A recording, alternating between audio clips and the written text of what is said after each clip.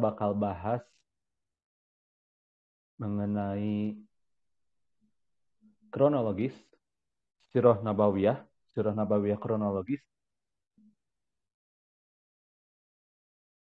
dimulai dari lahirnya Rasul hingga Rasul meninggalkan kita semuanya. Oke, sahabat Lentera, kalau misalnya pengen tahu referensinya, saya liatin ya. Nih, referensi kita kali ini, insya Allah ini bakal dibahas di hari pertama sampai hari ke-28 Ramadan, buku atau kitab Syekh Syafiur Rahman Al-Mubarakfuri dengan judul Sirah Nabawiyah. Mangga kalau yang udah punya kita baca bareng-bareng. Kalau teman-teman yang belum punya, silakan belanja di e-commerce kesayangannya masing-masing. Oke, sahabat Lentera, hari ini alhamdulillah kita bersama Bu Diana. Bu Diana hari ini bakal bahas apa nih, Bun? Itu ya, nasab sama kelahiran mungkin ya. Ya, ya. Nah, hari ini kita bakal bahas nasab dan kelahiran. Maka dari itu, tanpa memperlama waktu lagi, mangga Bu Diana bisa di on cam kan?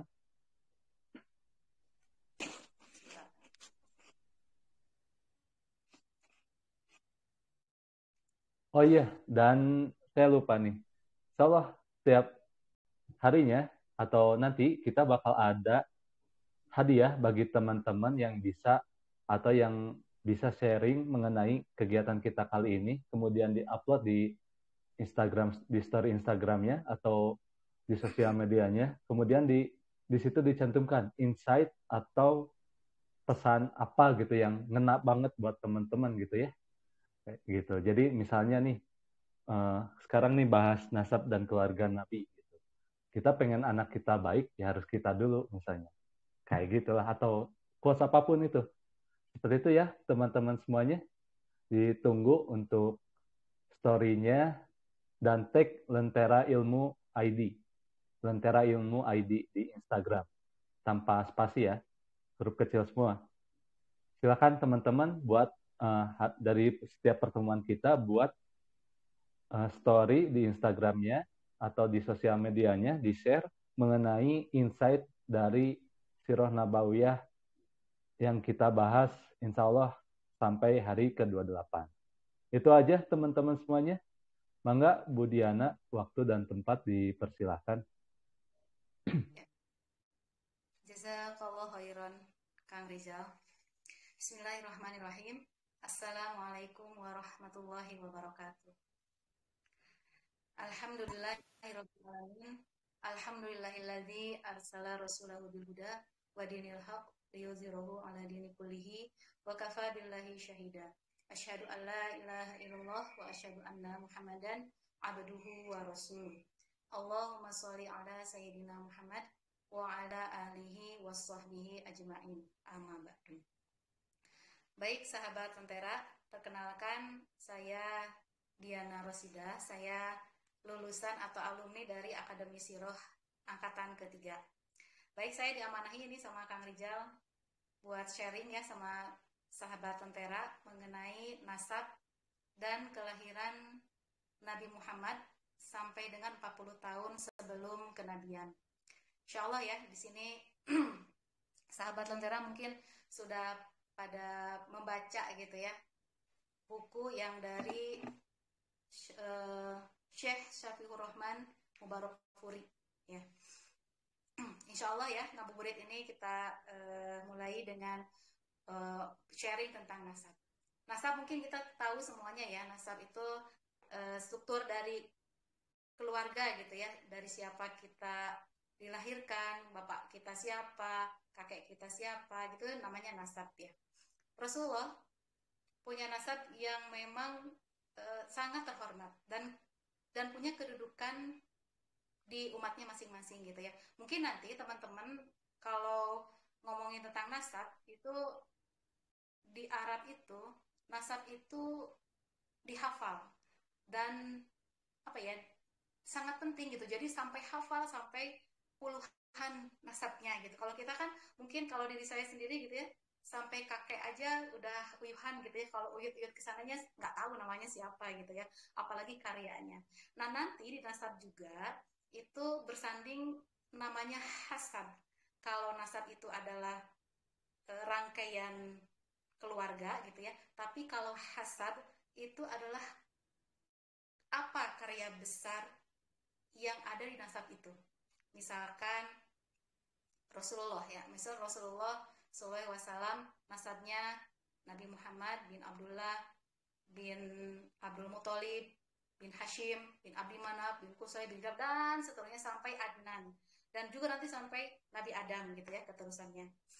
Nah, kita di buku-buku biasanya mah ditulis sampai Adnan saja, karena katanya kalau riwayat itu setelah Adnan itu banyak riwayat yang kurang tepat gitu ya diriwayatkan. Nah jadi tadi ya pelajaran buat kita, kalau kita tahu nasab juga kita harus tahu hasab kita. Hasab kita itu di keluarga apa ya, karya besar di keluarga rata-ratanya apa. Misalkan di hasab kita ada nenek moyang kita yang kakeknya atau uyutnya itu pedagang sukses kaya. Nah itu juga nanti bisa jadi dikembangkan potensi-potensi itu di anak keturunan kita gitu ya. Itu tentang nasab ya. Nanti saya sharing tentang nasab ya. Mungkin bisa dibaca ya, bisa dihafalkan nasab Rasulullah. Dan sebenarnya nasab Rasulullah itu betul tadi disebutkan sangat terhormat gitu. Contoh aja ya, contoh saya ambil dari buku Syafiqur Rahman ini, dari Syekh Syafiqur Rahman ini, tentang uyutnya, tentang kakek uyutnya itu yang Hashim gitu ya, yang Hashim. Jadi Nabi Muhammad bin Abdullah bin Abdul Muthalib bin Hashim. Nah saya mengambil contoh kehormatan apa sih, kedudukan apa sih yang beliau punya di masanya gitu ya. Hashim, sahabat tentara, Hashim ini di zamannya itu seorang pedagang atau pengusaha kaya raya gitu. Selain kaya raya, beliau pun dermawan gitu. Terus beliau itu ditugasi sama kaumnya itu untuk memberikan minuman, makanan untuk orang-orang berhaji. Kan begitu terhormatnya gitu ya tugas itu. Jadi ketika orang-orang datang berhaji dari seluruh penjuru dunia, nah Hashim ini tugasnya memberikan minum dan makanan. Masalahnya makanannya itu Hashim itu sebenarnya bukan nama asli.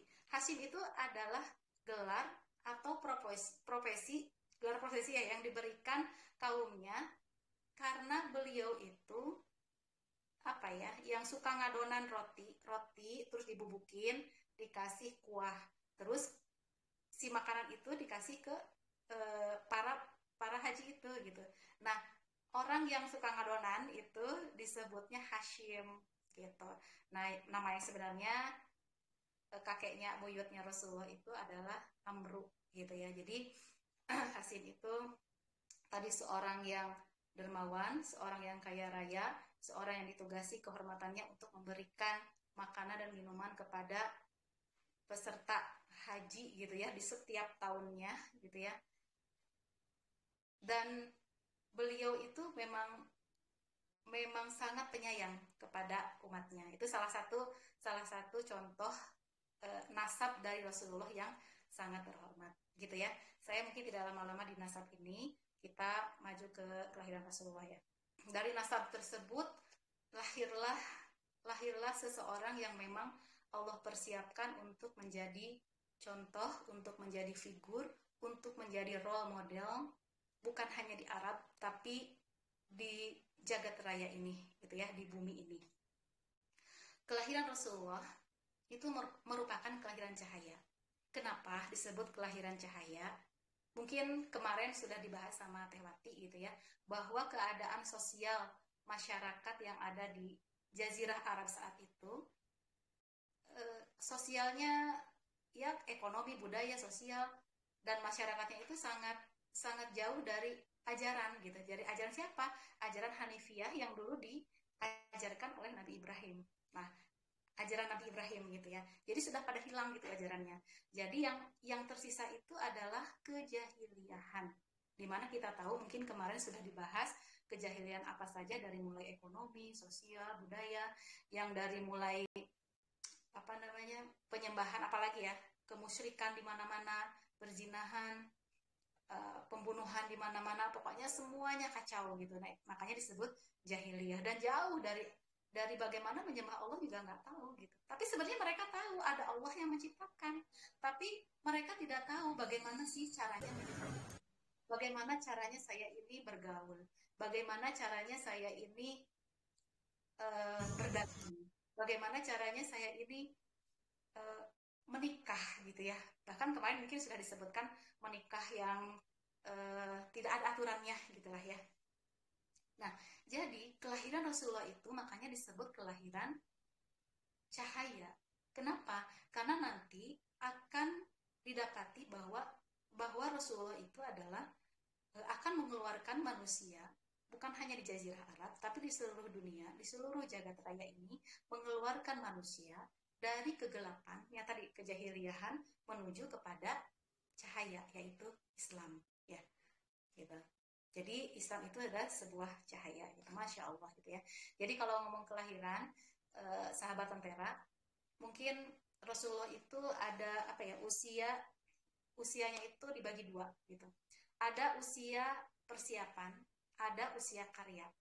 Jadi usia persiapan itu dari mulai lahir sampai 40 tahun. Itu usia persiapan. Persiapan apa? Allah memberikan usia dari 0 sampai 40 tahun itu mempersiapkan hambanya untuk menjadi role model, untuk menjadi contoh yang baik, berakhlakul karimah, lalu mencontohkan bagaimana ibadah kepada Allah yang benar itu seperti apa, gitu ya. Lalu nanti dari 41 tahun sampai 63 tahun karena umur Rasulullah itu adalah 63 tahun ya. Jadi dari 40 tahun sampai 63 tahun beliau itu berkarya. Jadi usia persiapan itu 40 tahun. Usia karya itu 23 tahun. Jadi sebenarnya banyak persiapan gitu ya. Jadi banyak waktu untuk mempersiapkan untuk menjadi seseorang itu berkarya dengan hebat gitu ya. Dan semua kita ketahui gitu ya. Karya Rasul itu seperti apa gitu. Sampai hari ini kita mengenal Islam pun karena karya beliau dan para sahabatnya. Nah, kita mulai dari kelahiran Rasulullah. Jadi sahabat Lentera, kelahiran Rasulullah itu memang sudah ditandai gitu ya, ditandai banyak kejadian-kejadian. Jadi diiringi gitu ya, diiringi dengan kejadian, contohnya ini kejadian misalkan pas lahirnya Rasulullah itu ibunya sendiri ketika lahir itu ada cahaya yang muncul dari tempat keluarnya lahirnya Rasulullah. Jadi pasti kalau ada cahaya kan tidak semua ibu-ibu yang melahirkan itu ada cahayanya gitu ya keluar gitu ya, bahkan mungkin tidak ada, hanya Rasulullah saja mungkin ya yang keluar cahaya. Jadi pasti penuh makna. Apa artinya ibunya nggak tahu tapi ibunya kerteg hati gitu ya. Kerteg hati apa, jadi ada insting bahwa anak saya ini nanti akan menjadi orang besar gitu ya. Dan kita tahu sendiri ya bahwa nanti akan menjadi seorang nabi ternyata. Lalu yang kedua cirinya ada kejadian Abroha yang menghancurkan Ka'bah. Ya, mungkin teman-teman sudah tahu lah ceritanya seperti apa ya gitu. Kejadiannya saat itu bersamaan dengan lahirnya Rasulullah. Lalu yang ketiga adanya runtuhnya balkon-balkon yang ada di Kisra. Ya. Lalu yang selanjutnya ada pemadaman, padamnya api Majusi, api yang disembah oleh orang Persia. Ya, jadi kalau menyembah api berarti apinya nggak boleh padam. Jadi memang ada petugas-petugas yang menjaga supaya api itu tidak padam. Bukan api lilin ya, tapi api yang besar sekali gitu, kayak api unggun tapi lebih besar gitu ya, yang dijaga oleh beberapa orang agar terus menyala setiap hari gitu ya, sampai bertahun-tahun, berabad-abad. Tapi ketika lahir Rasulullah, itu api itu padam. Itu satu pertanda gitu. Lalu juga nanti ada gereja-gereja yang runtuh di Bukhairah kalau nggak salah ya. Jadi itu tanda-tanda yang memang bersamaan dengan lahirnya Rasulullah. Dan nanti ke depannya kalau kita membahas lebih lanjut, nanti itu ternyata Persia ya, Romawi nanti ya, Kisra itu akan menjadi kekuasaannya Islam gitu ya, akan dikuasai oleh kekuasaan Islam. Masya Allah ya. Jadi sudah ditandai ya Allah itu ya. Lalu selanjutnya kelahiran Rasulullah itu kenapa sih Allah mempersiapkan Rasulnya itu bukan dengan harta, dengan kemewahan, dengan apa ya, kesempurnaan keluarga. Dan ternyata persiapan itu bukan dilihat dari itu semua gitu. Lihat, Allah mempersiapkan nabinya itu dengan kalau kita lihat gitu ya, dengan kepedihan-kepedihan gitu ya. Apa sih artinya gitu ya? Ini lihat ya, dari mulai lahir, bahkan sebelum lahir Rasulullah itu sudah ditinggal oleh ayahnya. Jadi ketika mengandung Aminah ini, ibunda Aminah ini, suaminya wafat di Madinah. Karena waktu itu suaminya itu disuruh oleh ayahnya untuk mengurusi kebun kurma di Madinah. Jadi pas waktu itu ketika bertugas mengurusi kurma itu, ayahnya itu sakit dan meninggal dunia di Madinah. Betapa sedihnya gitu ya hati ibunda Aminah ketika baru aja pengantin baru gitu ya, terus lagi hamil terus ditinggal pergi gitu. Bagaimana sih kondisi jiwanya gitu. Begitupun dengan bayinya gitu ya. Lalu setelah itu, singkat cerita, setelah itu lahirlah Rasulullah SAW di Mekah gitu ya. Dan yang menyusui yang pertama kali adalah Aminah sendiri gitu ya, ibunya. Tapi juga dibantu oleh ibu susuannya yang pertama, yaitu Suwaibah. Suwaibah itu adalah budaknya Abu Lahab. Ya. Nanti ceritanya panjang ya tentang Abu Lahab. Lalu ibu susu yang selanjutnya adalah Halimah binti Sa'ad. Nah, sebenarnya saya mau berdiri di sini. Kenapa sih harus disusukan kepada orang lain, bukan ibunya sendiri? Kan kalau kita mah ada ibu sendiri gitu ya. Kenapa? Karena kita tahu sendiri kondisi di Arab itu kan banyak orang datang tuh yang berhaji gitu ya. Banyak dari orang-orang dari berbagai negara datang. Kan bukankah memungkinkan kalau misalkan banyak penyakit yang dibawa dari negara lain gitu ya, bisa mengkontaminasi gitu daerah sekitarnya gitu ya. Dan juga banyak logat atau bahasa yang nanti ketika masuk ke Mekah itu jadi bahasa Arabnya jadi nggak asli gitu ya. Jadi makanya kebanyakan di Arab itu pakai ibu susuan gitu. Ibu susuan yang mana? Yang masih asli, yang dari kampung kalau kita mah ya gitu ya. Yang masih bahasanya terjaga, bahasa aslinya, yang lemah lembut gitu ya. Terus makanannya terjaga sehingga nanti anak susuannya sehat gitu ya. Terus lingkungannya yang terjaga. Kan kalau di Mekah itu kan berbagai budaya itu masuk, nanti akan rusak budayanya pun. Nah, makanya kenapa di sana itu harus pakai ibu susuan gitu ya. Nah, Halimah binti Sa'diyah ini adalah yang terpilih oleh Allah untuk menyusukan nabinya gitu ya. Karena memang akhlak kebaikan-kebaikan Halimah itu sudah tersebar di seluruh bangsa Arab. Ceritanya langsunglah Halimah itu ketika datang ke Mekah mencari anak susuannya, beliau menggunakan unta yang memang sudah tua gitu ya. Ini salah satu keberkahan nantinya yang akan dirasakan oleh Halimah. Ketika mendapatkan untanya yang tua itu ya, sampai mengeluh, kenapa ya untaku gitu, sampai mogok mencik orang gitu ya, nggak dikasih makan, nggak ada nggak tua terus nggak ada susunya juga gitu. Kalau misalkan di perjalanan itu kan sebenarnya mah dari Mekah ke Bani Sa'ad itu kan cukup cukup apa namanya jauh gitu ya.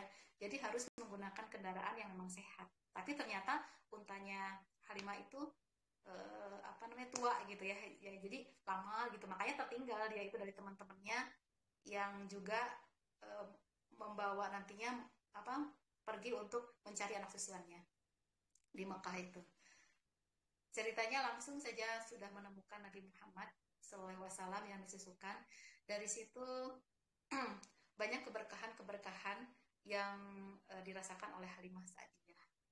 Di antaranya yang tadinya untanya itu yang tua itu ya bukan jadi muda gitu ya. Yang tua itu jadi segar, jadi apa ya? Jadi rada gemuk gitu ya. Karena apa? Ternyata pas dipegang ada air susunya gitu. Sehingga bisa buat minum di perjalanan. Dan yang memukaunya asi asinya Halimah Sa'diyah itu pun waktu datang ke Mekah itu sebenarnya nggak ada. Anaknya pun yang digendongnya itu kan memang lagi menyusui ya.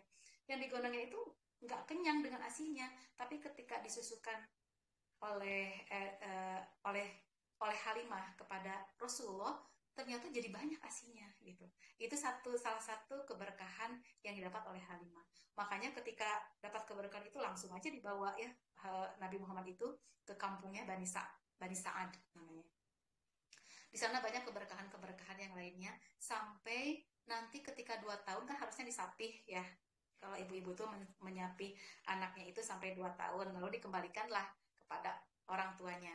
Tapi beliau berpikir kayaknya saya masih belum cukup gitu keberkahan yang dibawa oleh Nabi Muhammad ini gitu ya. Jadi meminta kepada ibundanya Aminah bahwa mau ngasuh lagi lah sampai 4 atau 5 tahun atau malah sampai gede nanti. Ya apa Ibunda Aminah tuh berpikir tapi akhirnya diizinkan gitu sok aja lah gitu ya karena memang masa pertumbuhan yang baik gitu ya dari 0 sampai 5 teh katanya. Terus ketika singkat cerita ketika 5 tahun gitu ya dikembalikan sama Bunda Halimah gitu. Kenapa? Karena di 5 tahun itu ada kisah bahwa malaikat Jibril itu membelah dadanya. Mungkin teman-teman sahabat Lentera sudah tahu ya, pembelahan dada yang dilakukan oleh malaikat Jibril kepada Nabi Muhammad SAW. Untuk apa? Untuk mengambil sisi buruknya dari hati. Jadi dibelek, terus hatinya diambil, dibuang yang hitamnya, yaitu sisi hati yang ada syaitonnya, dibuang, lalu dikembalikan lagi ke tempatnya, ke dadanya, lalu ditutup lagi gitu ya. Jadi sebenarnya teman-teman pembedahan teh bukan hari ini aja ya, modern gitu ya, tapi dari dulu juga sudah ada ya, tapi dilakukan oleh malaikat Jibril. Nah, dari situ ketakutan Halimah tuh ya, ketakutan ini apa gitu ya. Soalnya anak-anaknya bilang itu Muhammad dibunuh gitu ya. Jadi, wah kekhawatirannya sangat gitu ya. Akhirnya sama suaminya bersepakat untuk mengembalikannya kepada ibundanya. Akhirnya ceritanya dikembalikanlah kepada ibundanya gitu ya. Lalu pengasuhan diambil alih sama ibunya, Ibu Aminah. Tapi sahabat Lentera, sangat disayangkan sekali Allah memanggil ibunda Aminah gitu ya di usia yang Rasul masih kecil yaitu 6 tahun. Jadi pengasuhannya itu hanya setahun dari pengasuhan dari Bunda Halimah tadi ya. Jadi Bunda Aminah hanya bisa mengasuh 1 tahun lalu diambil oleh Allah karena sakit. Waktu itu kejadiannya ketika Bunda Aminah itu sama Rasulullah sendiri berkunjung ke Madinah untuk melihat saudara-saudaranya di sana juga untuk melihat berziarah mungkin ya ke kubur suaminya yaitu ayahnya Rasulullah. Lalu pulang dari Madinah itu di perjalanan itu udah sakit gitu. Dan beliau meninggal di perjalanan. Makanya nanti kuburannya itu ada di Abuwa. Jadi antara Mekah dan Madinah itu Abuwa. Beliau itu meninggal di sana. Gimana sahabat Lentera, Rasulullah ditinggal pas lagi mengandung itu sama bapaknya, lalu ketika keenak-enaknya diasuh sama ibunya, lagi sayang-sayangnya diasuh sama ibunya, lagi rindu-rindunya gitu ya, terus ditinggal juga. Itu salah satu persiapan dari Allah menyiapkan nabinya untuk menjadi seorang yang mandiri.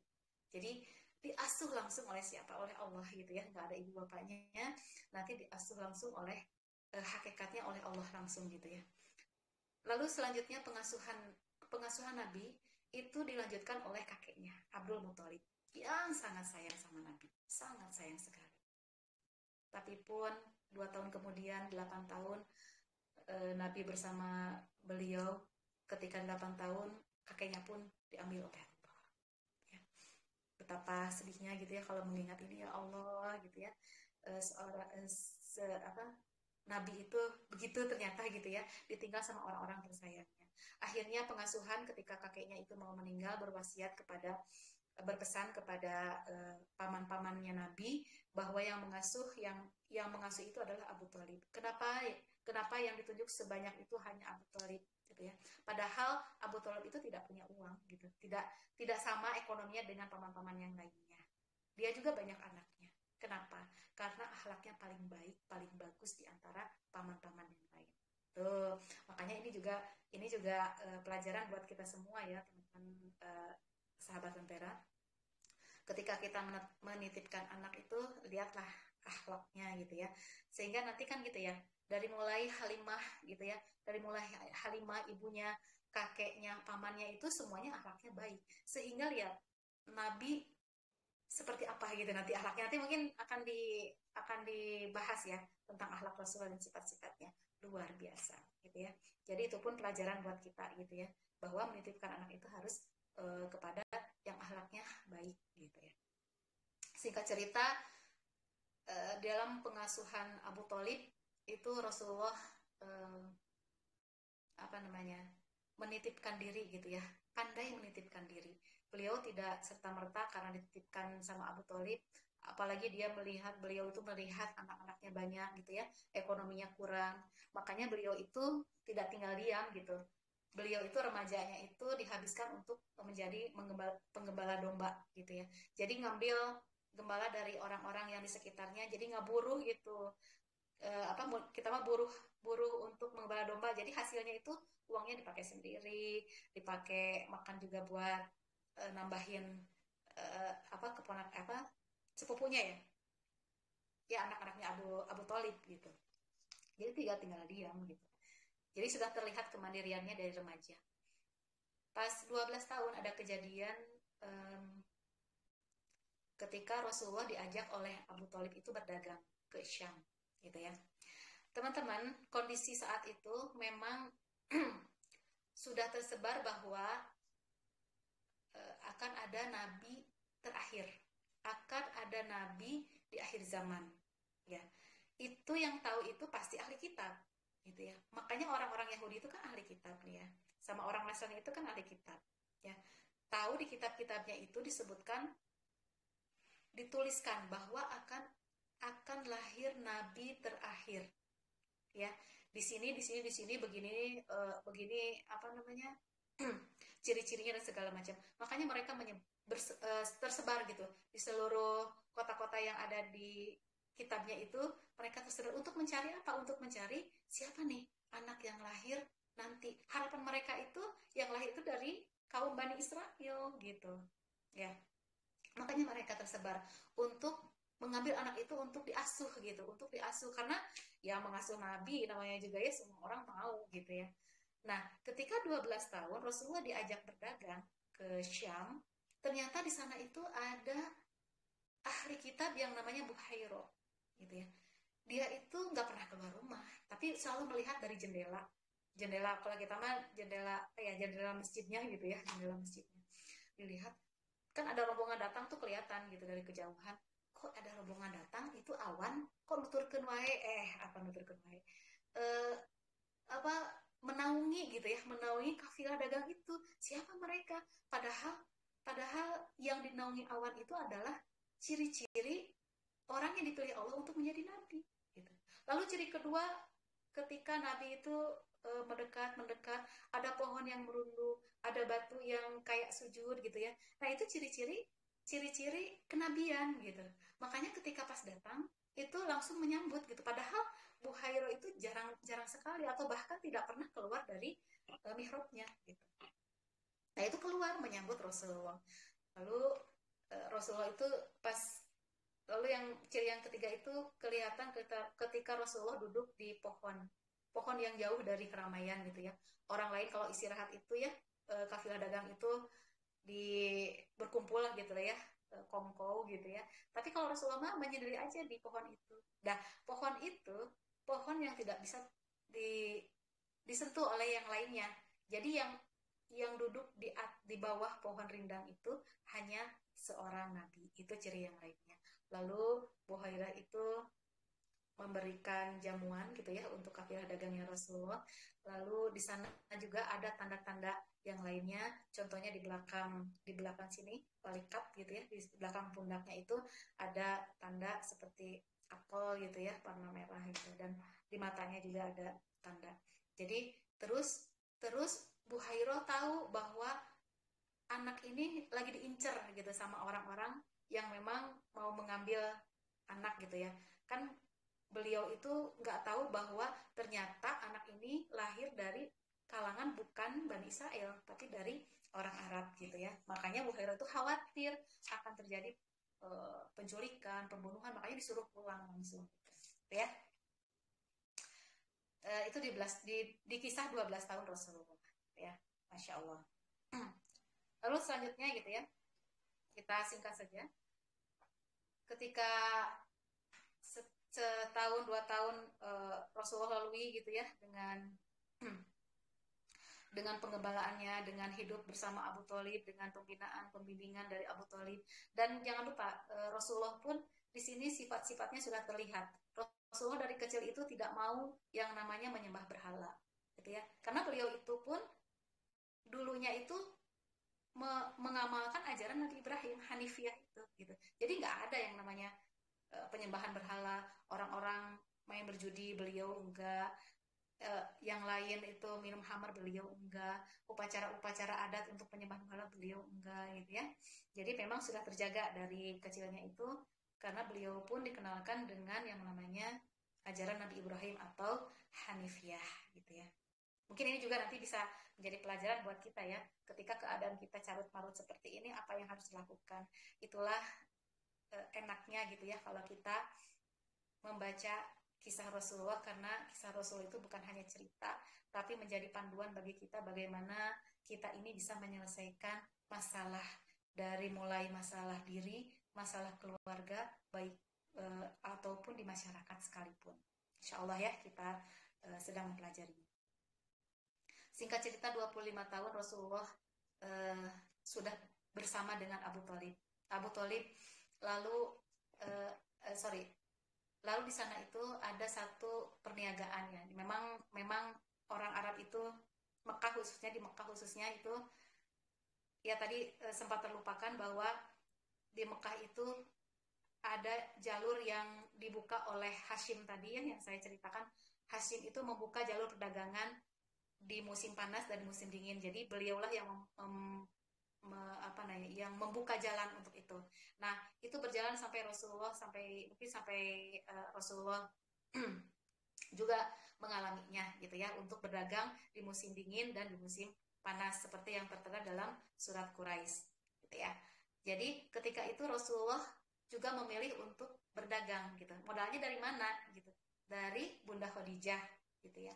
Yang saat itu memang Bunda Khadijah itu dikenal, selain beliau itu juga Hanifiyah gitu ya, terus beliau kaya raya, dermawan, sangat baik, akhlaknya sangat bagus, pokoknya mah orang suci lah gitu ya, orang suci di antara orang-orang yang jahiliyah gitu. Kebayang nggak ya sucinya Bunda Khadijah.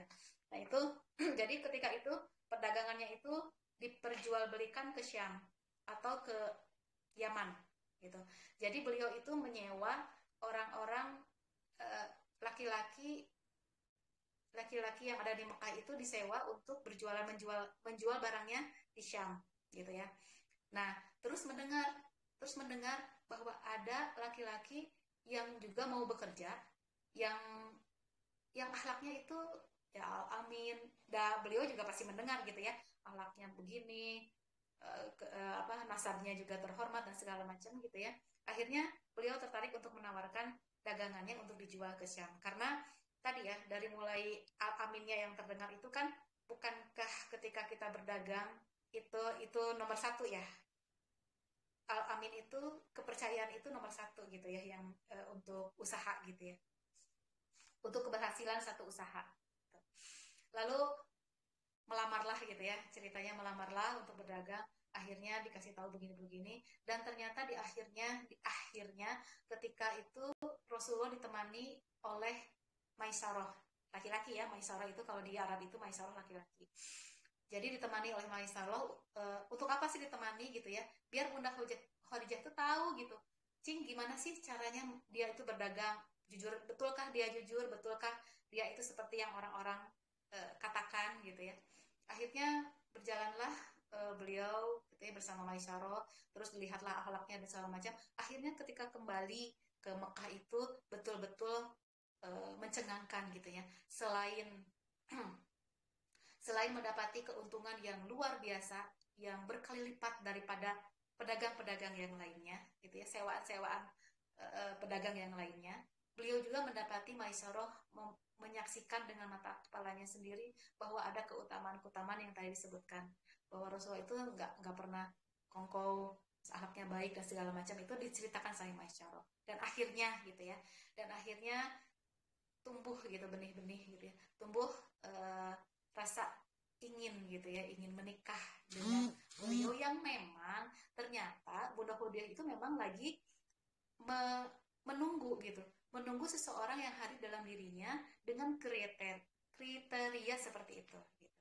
Ya apa, dapat dari Allah gitu ya, jalannya dari Allah seperti itu. Akhirnya singkat cerita, Rasulullah dilamar oleh Bunda Khadijah dan menikahlah mereka itu, dan dikaruniai 6 orang putra gitu ya. Nah, dari pernikahan itu beliau sangat sangat apa namanya ya, sangat, kalau sekarang mah ya, sangat bahagia, sangat banyak barokahnya gitu ya. Itulah perjalanan nanti ya. Dan Rasulullah itu tadi disebutkan bahwa Rasulullah itu tidak sama dengan Khadijah, dengan Bunda Khadijah, tidak suka penyembah berhala, tidak bisa memakan makanan yang dipersembahkan untuk berhala, tidak bisa minuman khamar. Pokoknya mah nggak jahiliyah lah gitu ya, walaupun hidup di zaman jahiliyah gitu. Nah, Rasul itu dari dulu senangnya berdiam diri. Makanya ketika nanti menikah itu Rasulullah tuh seneng gitu berdiam diri. Untuk apa sih berdiam dirinya? Bukan melamun gitu ya, bukan karena capek gitu ya, tidur, bukan gitu ya. Karena beliau itu memang tadi ya, suci hatinya, fitrahnya suci gitu ya.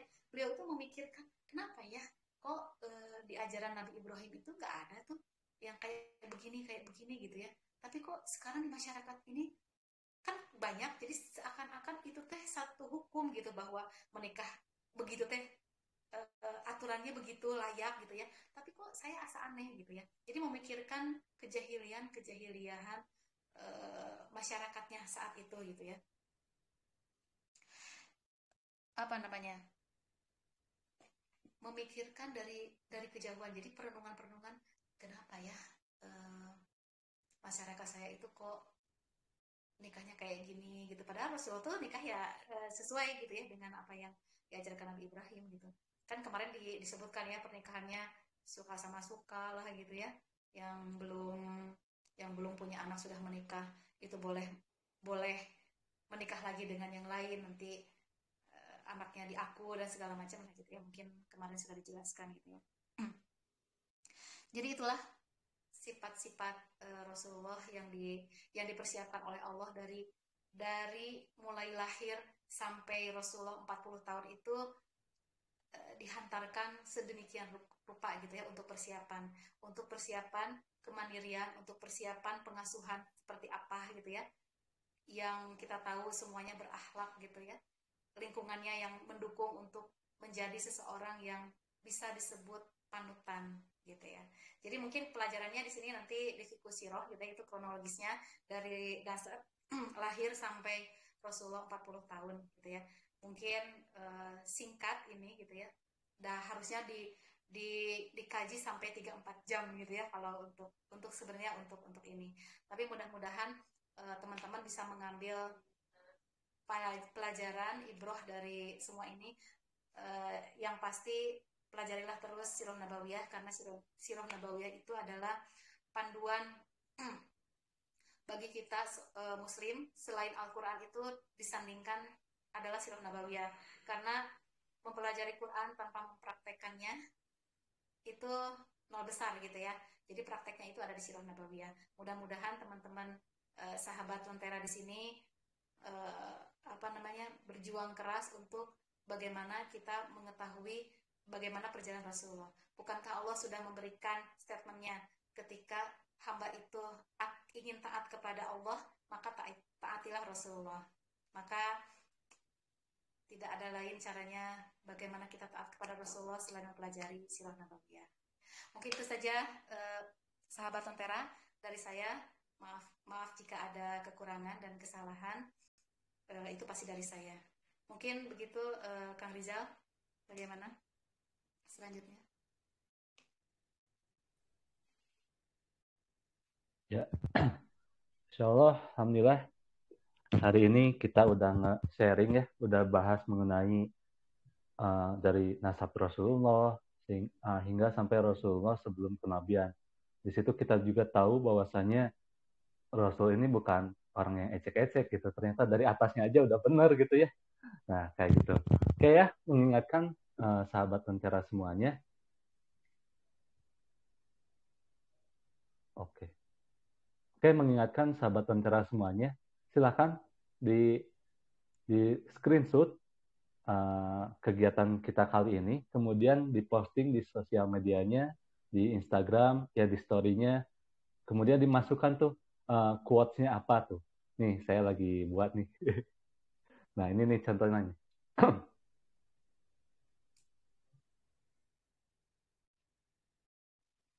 Bentar ya. Nah,